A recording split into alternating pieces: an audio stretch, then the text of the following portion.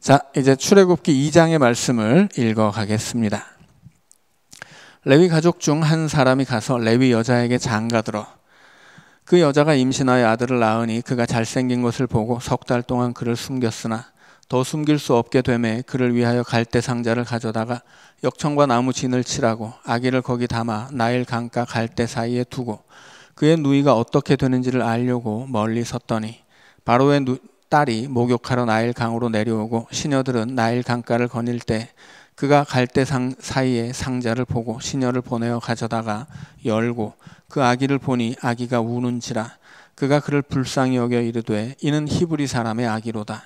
그의 누이가 바로의 딸에게 이르되 내가 가서 당신을 위하여 히브리 여인 중에서 유모를 불러다가 이 아기에게 젖을 먹이게 하리이까. 바로의 딸이 그에게 이르되 가라 하매 그 소녀가 가서 그 아기의 어머니를 불러오니 바로의 딸이 그에게 이르되 이 아기를 데려다가 나를 위하여 젖을 먹이라. 내가 그 삭스를 주리라. 여인이 아기를 데려다가 젖을 먹이더니 그 아기가 자라매 바로의 딸에게로 데려가니 그가 그의 아들이 되니라.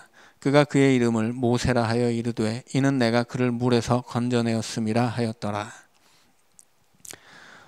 자, 레위 가족 중에 어떤 여자가 이제 어떤 레위 남자에게 장가를 들어서 이제 임신하고 아들을 낳죠. 아들을 낳았는데 너무 잘생겼나 봐요. 그래서 석 달을 숨겼다고 합니다. 자, 그러나 이것이 모세의 외모를 평가한 것은 아니라고 말씀을 드렸죠. 잘생겼다는 것은 왜 잘생겼다는 것은 모세가 잘생겼다는 얘기가 아니라 잘생겨 보인다는 이야기예요. 고슴도치도 자기 새끼는 예쁘다고 하잖아요. 그래서 부모치고 자기 아기가 잘생기지 않은 부모가 어디 있겠어요. 다 잘생겼죠. 그것은 모세가 잘생겨서 숨겼다는 것은 얘가 너무 예뻐 보여서 너무 그 아기를 사랑해서 죽일 수 없었다는 이야기입니다. 자, 그래서 숨겼는데 더 이상은 숨길 수 없죠. 석 달 동안 숨겼는데 이게 부모의 최선이에요. 석 달 동안 숨기는 거. 최선을 다했지만 최선의 결과가 되지는 않죠. 그래서 결국 어떻게 해요? 하나님께 맡깁니다. 최선의 방법이라고 하는 것은 사람에게는 석 달에 지나지 않아요. 그래서 나의 최선은 석 달밖에 되지 않고 이제 그 내 한계를 만날 때 결국은 하나님께 맡길 수밖에 없는 거죠. 그래서 만든 것이 뭐예요? 갈대 상자예요. 히브리어로는 테바입니다. 노아가 만들었던 방주가 바로 테바예요. 그래서 방주를 만든 거예요. 하나님이 이 아이를 구원해 달라고. 그래서 그 노아가 그 홍수, 세상을 멸망시키는 홍수에 방주를 띄운 것처럼 이 아기를 담은 테바를 나일강에 띄우죠. 노아의 방주가 튼튼했기 때문에 세상도 멸망시키는 홍수를 견뎠겠어요? 아니죠. 하나님의 은혜였죠.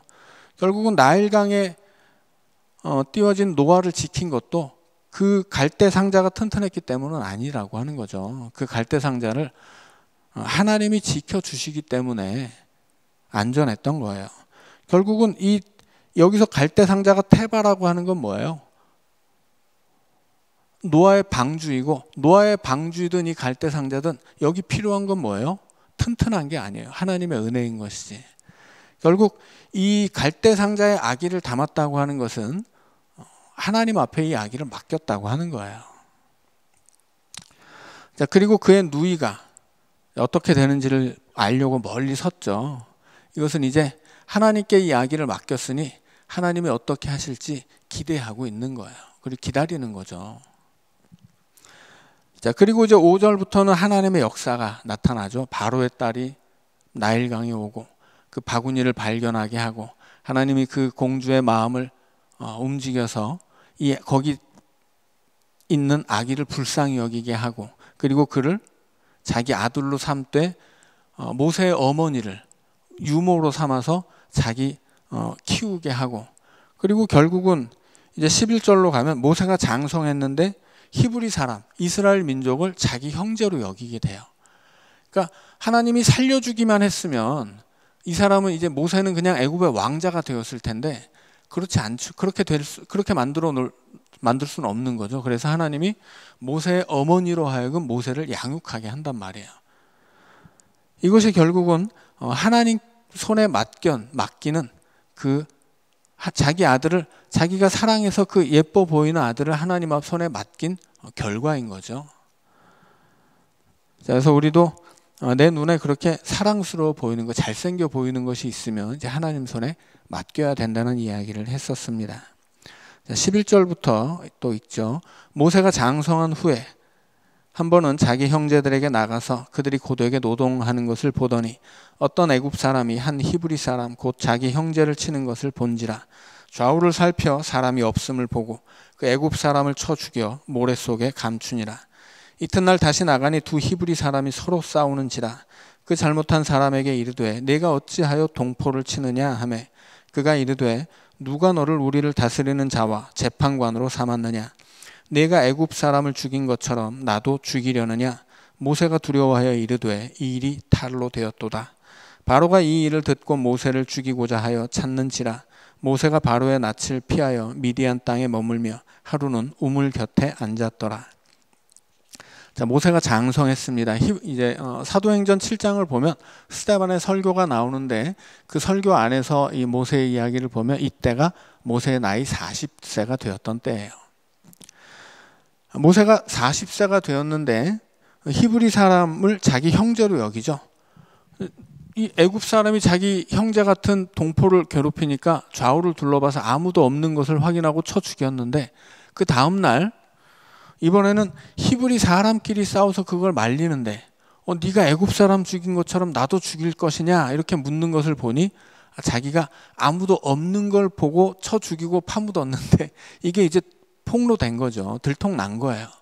그래서 이제 모세는 도망을 치고 바로가 이 모든 사단이 일어난 것을 다 알고 이제 모세를 잡아 죽이려고 하죠. 더 이상 모세는 애굽의 왕자로 살 수는 없었다 하는 것입니다. 그래서 이제 미디안 땅으로 도망가게 되죠. 이 미디안 땅은 사막을 이야기하는 거예요. 16절부터 읽습니다. 미디안 제사장에게 7딸이 있었더니 그들이 와서 물을 길어 구유에 채우고 그들의 아버지의 양떼에게 먹이려 하는데 목자들이 와서 그들을 쫓는지라. 모세가 일어나 그들을 도와 그 양떼에게 먹이니라.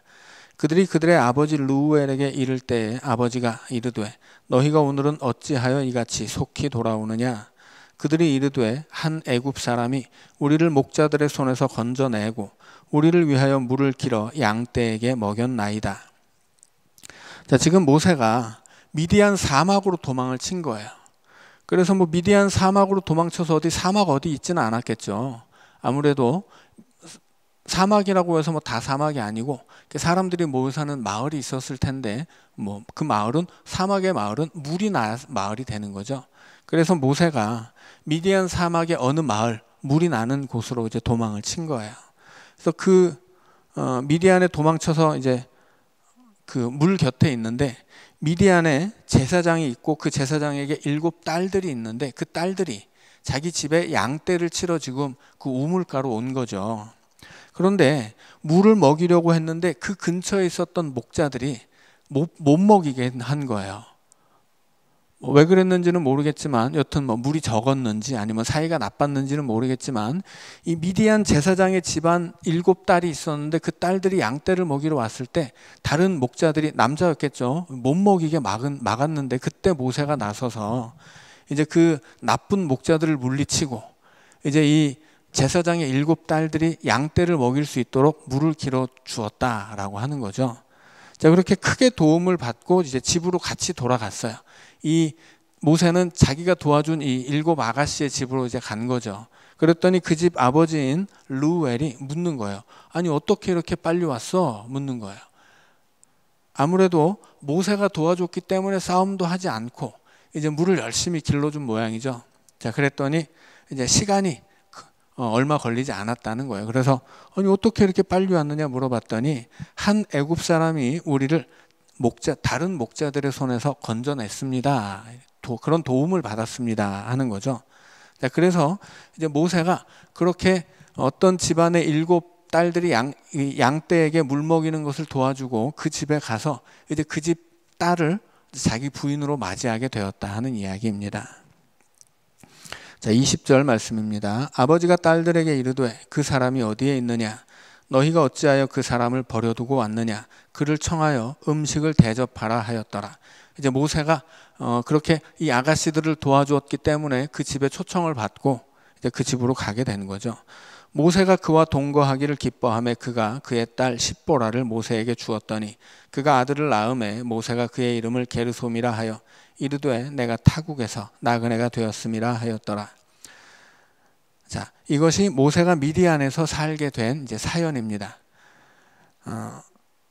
자기 동포를 도우려다가 이제 애굽에서 도망치게 되고 미디안까지 와서 이제 어떤 집의 아가씨들을 돕다가 이제 그 집의 사위가 되었다 하는 거죠. 그리고 그 이후로 이제 40년 동안 이 미디안 제사장의 그 집안에 양떼를 치며 살았던 거예요.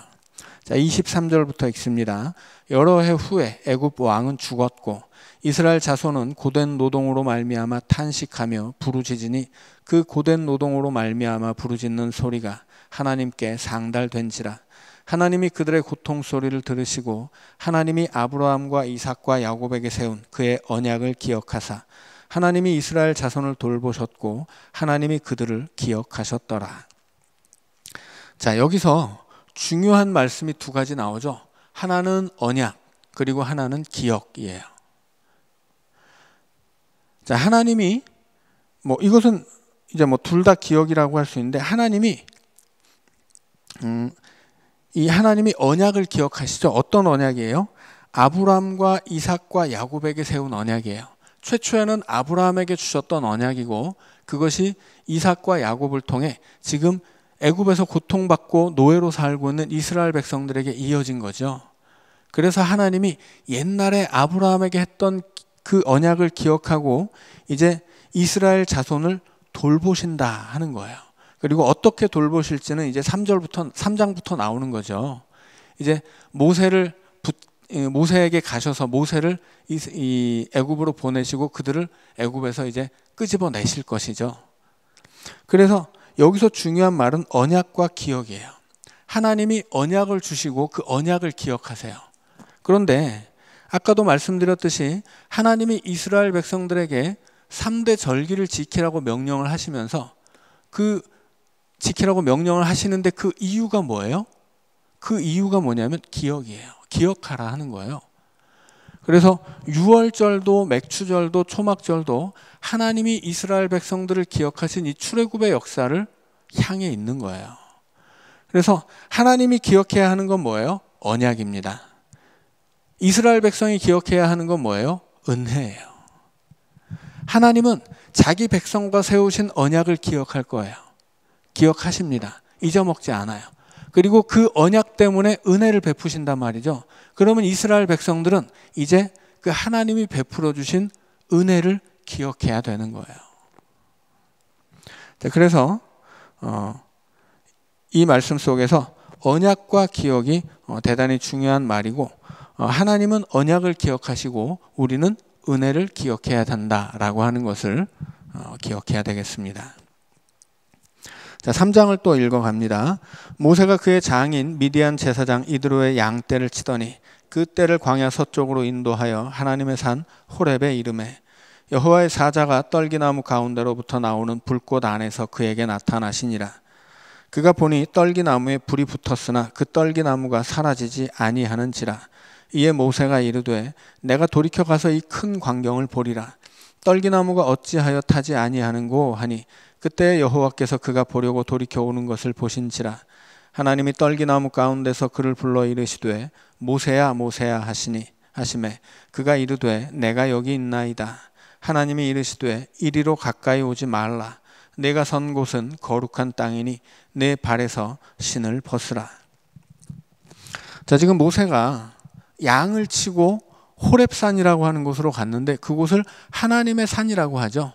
여기는 애초에 하나님의 산이었던 것이 아니라 이제 하나님이 이곳에 오셔서 모세를 만났기 때문에 후대의 역사가 이 호렙산을 하나님의 산이라고 기록을 하는 거예요. 여튼 호렙산뿐 아니라 우리 교회 앞에 있는 이밤산도 하나님이 거기 계시면 하나님의 산이 되는 거죠. 자, 마찬가지로 오늘 우리가 살아가는 곳도 하나님이 여기 오시면 하나님의 산이 되는 거예요. 그래서 우리 교회도 혹은 우리의 가정도, 우리가 땀 흘리는 일터도, 여튼 거기 하나님이 오시면 그곳은 하나님의 산이 되는 것이고 거기는 거룩해지는 것입니다. 하나님이 오시기 때문에 하나님의 산이 되는 것이고 하나님이 오셨기 때문에 그곳은 거룩해지는 거죠. 그래서 그 하나님이 이 호렙산에 오셔서 하나님이 모세에게 네가 선 곳은 거룩한 땅이다 그렇게 이야기를 해요. 거룩한 땅이니까 신을 벗어라 이야기하죠. 자, 신을 벗는 이유는 뭐예요? 거룩하기 때문이에요. 자, 그래서 모세가 서 있는 곳이 거룩하기 때문에 신을 벗어야 되는데 지금 그런데 그 장소 자체는 어디예요? 장소 자체는 호렙산인 거죠. 장소 자체는 광야의 어떤 산이에요. 아무것도 아닌 거죠. 그냥 모세가 일하는 일터예요. 그러니까 말하자면 오늘 우리가 일하는 그 일터에 하나님이 오시면 그곳은 거룩한 산이 되는 거죠. 그런데 하나님이 그 호렙산 중에서도 어디에 임재하셔요? 떨기나무예요. 떨기나무. 떨기나무라고 하는 것은 사막에 흔하게 굴러다니는 가시덤불입니다. 이 사막의 이 가시덤불이라고 하는 것은 이 물기 없는 이 가시만 삐죽삐죽한 덤불이죠. 사막에 살아야 되기 때문에 물기가 많지 않아요. 자, 그래서 이 사막의 한낮에 열기가 이렇게 막 훅 올라오면 개중에 어떤 가시나무들은 이렇게 불이 붙어요. 너무 삐쩍 말라 있기 때문에. 그래서 불이 붙어서 그냥 사라지는 것이 떨기나무인 거죠. 그 사막의 가시덤불에 불이 붙었는데 당연히 사라져야 되는데 사라지지 않는 거예요. 불이 계속 타고 있는 거죠. 그러니까 여기서 이 사막의 떨기나무는 마치 모세와 똑같습니다. 그 사막에서 그냥 굴러다니는 가시덤불이 모세의 지금 모습인 거예요. 그냥 언제 어느 때 그 사막에서 죽어 없어져도 이상하지 않고 누구도 눈길을 두지 않는 아무것도 아닌 존재가 바로 이 모세인 것이고 그 모세와 같은 존재가 이 사막의 가시덤불 떨기나무인 거죠. 그런데 하나님이 그 떨기나무에 임재하신 거예요. 그리고 떨기나무는 더 이상 그냥 떨기나무가 아니죠. 그래서 하나님이 임재하시니 불이 붙어도 사라지지 않아요. 하나님이 임재하시는 떨기나무는 이제 모세인 거죠. 자, 그래서 모세가 일하는 그 사막에 떨기나무 하나, 그곳에 하나님이 임하시는 것처럼 오늘 우리의 일상에도 하나님이 임재하세요. 그래서 우리의 삶에도 잘 믿음의 눈을 뜨고 잘 들여다보면 어느 곳 하나 하나님이 임하지 않은 곳이 없어요. 어느 것 하나 하나님의 은혜 아닌 것이 없는 거죠. 우리 삶에 떨기나무같이 작은 것이라도 그곳에 하나님이 우리와 함께 하시면 함께 하신다 하는 것이고 또 그렇게 하나님이 우리와 함께 하심으로 우리의 삶은 우리의 삶의 자리가 거룩한 곳이 되는 거죠. 자, 6절부터 읽습니다. 또 이르시되 나는 내 조상의 하나님이니 아브라함의 하나님, 이삭의 하나님, 야곱의 하나님이니라. 자, 이렇게 이야기하는 이유는 뭐겠어요? 지금 모세는 하나님이 어떤 분이신지를 몰라요. 그러니까 말하자면 여기서 하나님은 그냥 세상 사람들이 이해하는 신이에요. 그냥 신. 그러니까 신은 그냥 어떤 그냥 신이라고 통칭할 수 있는 어떤 존재인 거죠. 그런데 그래서 이제 하나님이 당신이 어떤 신이신지를 알려주는 거예요. 그것이 바로 아브라함의 하나님, 이삭의 하나님, 야곱의 하나님입니다. 모세는 지금 이 하나님이 어떤 분인지를 모르기 때문에 야, 니네 조상 아브라함이 섬기던 하나님이 바로 나야. 그 아브라함에게 복을 약속하고 그것을 이삭이 이어받고 야곱이 이어받고 그 야곱의 자손들이 지금 너 이스라엘 민족 아니냐. 지금 너에게 찾아온 내가 바로 아브라함과 이삭과 야곱이 섬겼던 그 하나님이다 라고 하나님이 당신 자신을 모세에게 알려주고 계신다 하는 것입니다. 자, 다시 읽습니다. 또 이르시되 나는 내 조상의 하나님이니 아브라함의 하나님, 이삭의 하나님, 야곱의 하나님이니라. 모세가 하나님 배웁기를 두려워하여 얼굴을 가리매 여호와께서 이르시되 내가 애굽에 있는 내 백성의 고통을 분명히 보고 그들이 그들의 감독자로 말미암아 부르짖음을 듣고 그 근심을 알고 내가 내려가서 그들을 애굽인의 손에서 건져내고 그들을 그 땅에서 인도하여 아름답고 광대한 땅, 젖과 꿀이 흐르는 땅, 곧 가나안 족속, 헷 족속, 아모리 족속, 브리스 족속, 히위 족속, 여부스 족속의 지방에 데려가려 하노라. 이제 가라. 이스라엘 자손의 부르짖음이 내게 달하고 애굽 사람이 그들을 괴롭히는 학대도 내가 보았으니 이제 내가 너를 바로에게 보내어 너에게 내 백성 이스라엘 자손을 애굽에서 인도하여 내게 하리라. 모세가 하나님께 아뢰되 내가 누구에게 바로에게 가며 이스라엘 자손을 애굽에서 인도하여 내리이까. 하나님이 이르시되 내가 반드시 너와 함께 있으리라.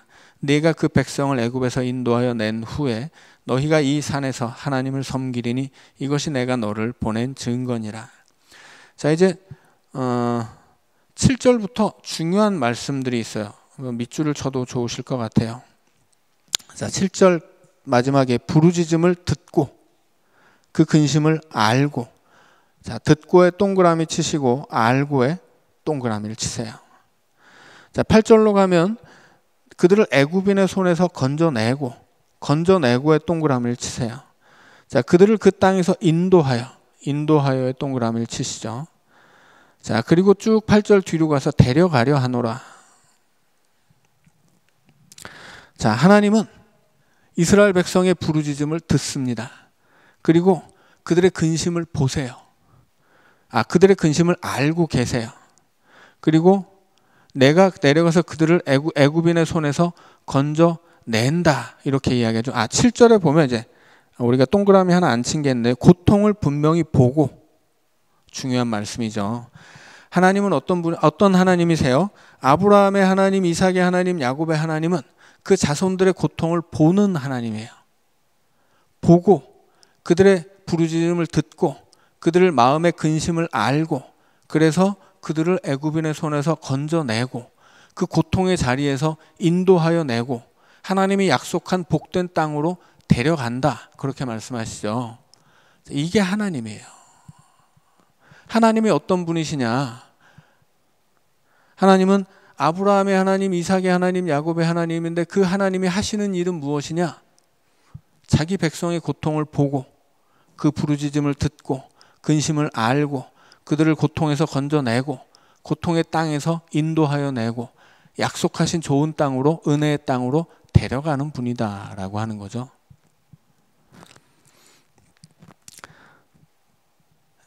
자, 그 하나님이 모세를 불러서 이제 모세에게 야, 내가 이제 너를 이제 사용할 테니 네가 애굽으로 가라, 이 말씀하시죠. 그런데 모세가 생각하니까 얼척 없잖아요. 아니 하나님, 내가 누구이간데, 내가 도대체 무엇이간데 나를 바로에게 가라고 하십니까?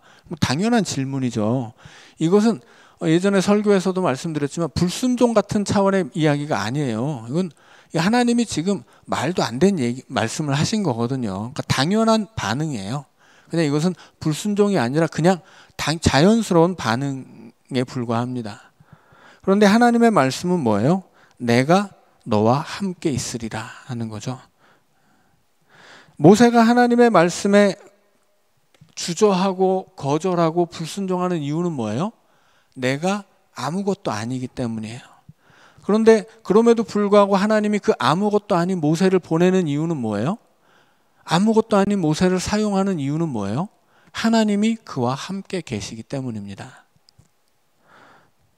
하나님이 함께 해 주시니까 모세가 무엇든 자기에게 주어진 일을 할 수 있는 것이지 모세가 대단해서가 아니죠. 그래서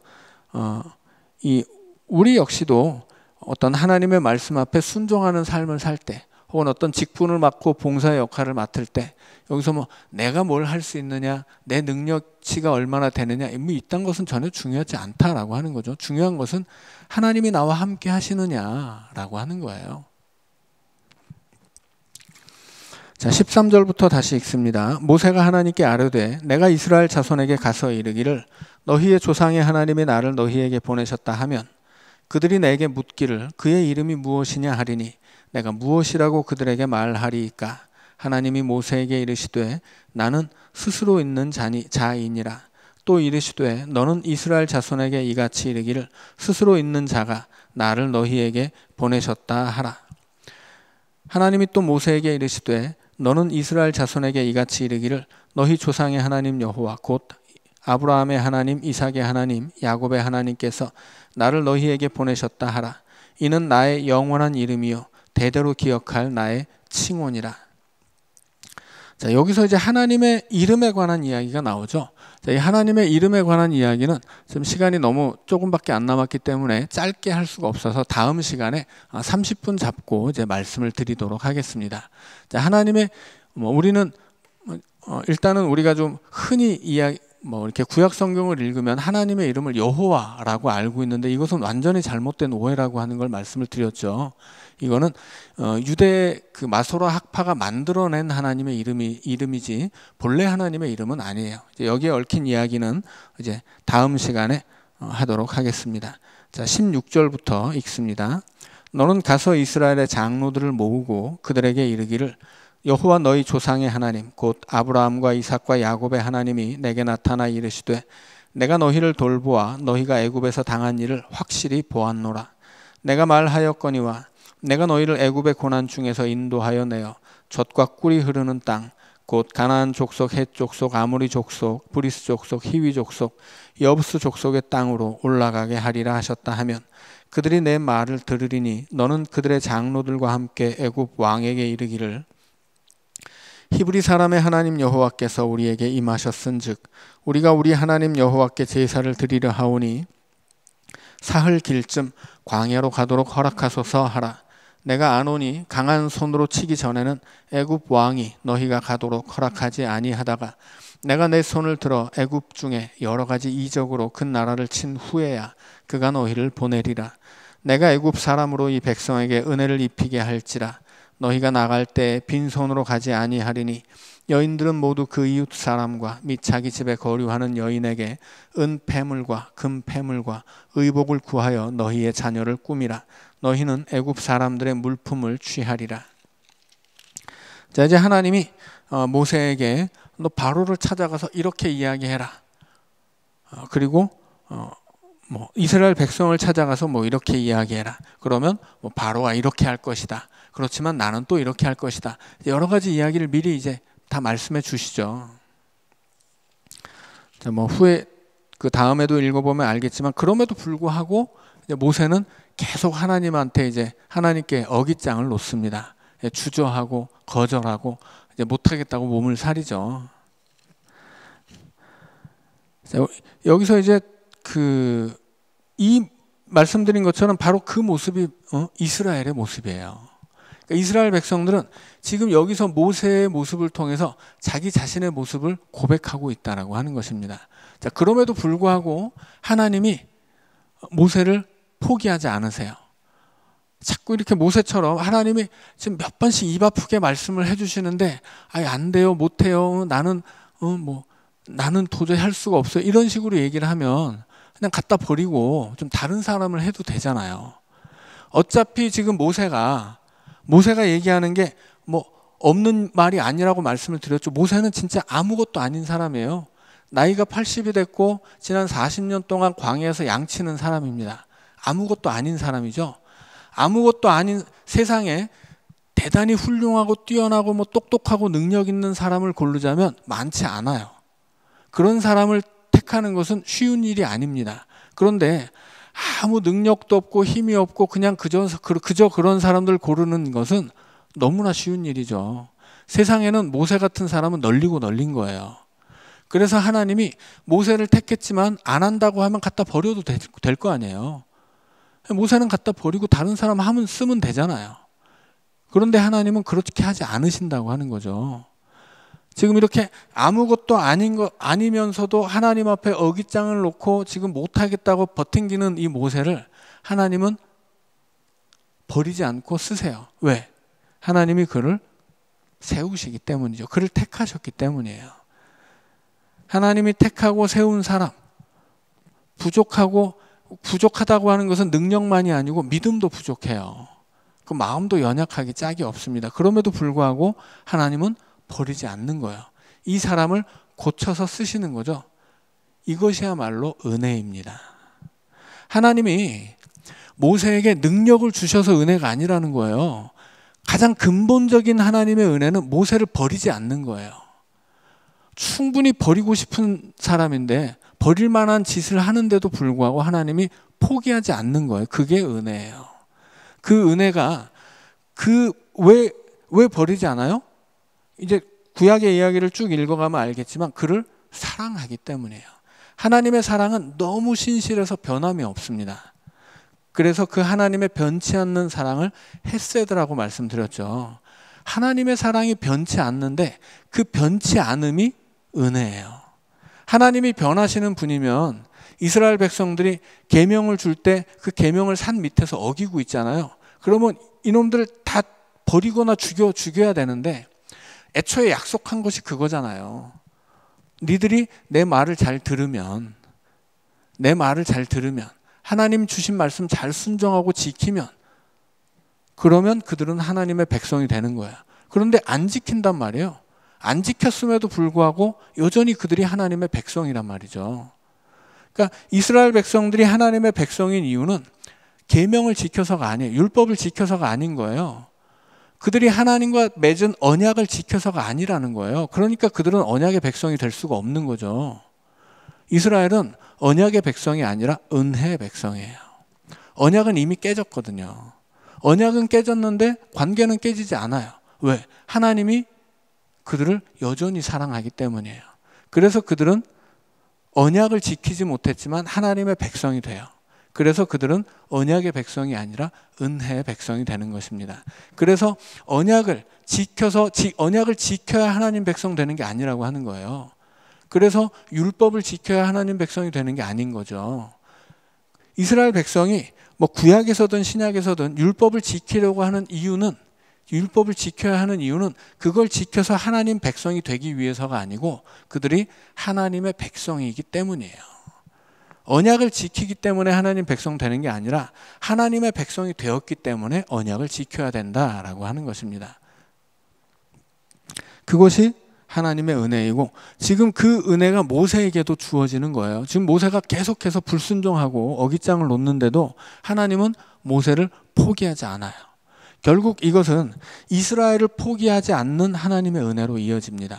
그래서 모세가 이스라엘이고 이스라엘이 오늘의 영적인 이스라엘이라고 하는 것입니다. 사실은 오늘 우리도 마찬가지잖아요. 오늘 우리가 믿음을 지켜야 하나님의 백성이 된다면 진작 하나님 백성이 아니죠. 우리는 믿음이 좋을 때도 있지만 나쁠 때가 더 많잖아요.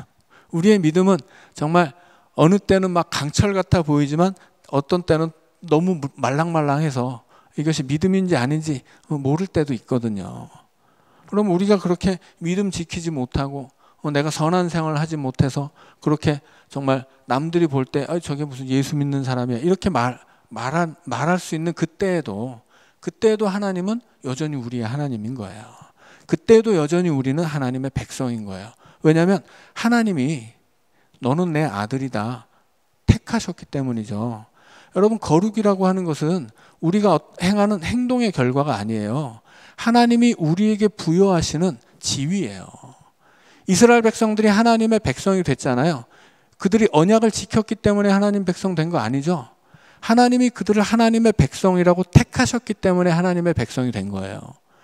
그래서 이스라엘이라고 하는 이 애굽의 노예를 하나님이 너는 내 백성이야 라고 그들에게 하나님 백성의 지위를 주신 거예요. 그래서 세상에 여러 민족이 있지만 그들을 하나님의 백성이라고 구별해서 택하신 거예요. 그 구별이 거룩인 거죠.